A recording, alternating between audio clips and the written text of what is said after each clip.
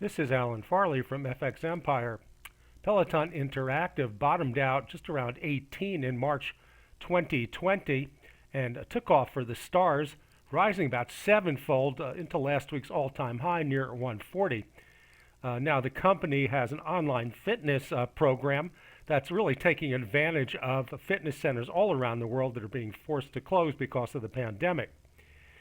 Now, this stock is going to be reporting earnings on November 3rd, and there may be a trading opportunity setting up.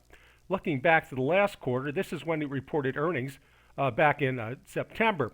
It had a good quarter. It had a really good quarter, yet it sold off for 2 days, bottoming out around 79 and working its way back up to the high, completing this little cup and handle pattern and taking off on a huge rally.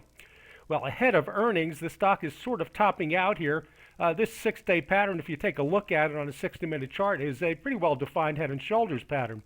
Now, I think we may get a little breakdown and get back down to about the 115 level as people get set for earnings.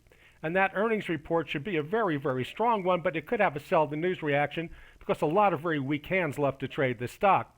So I think we have to sort of stand aside, and this is a strategy. This is a pullback strategy, not a momentum strategy, but stand aside until after earnings. Try to wait for a sell-off of 1 or 2 days, and then when selling pressure eases, step in and get ready for another rally wave that could get up to the 170 or the 180 level.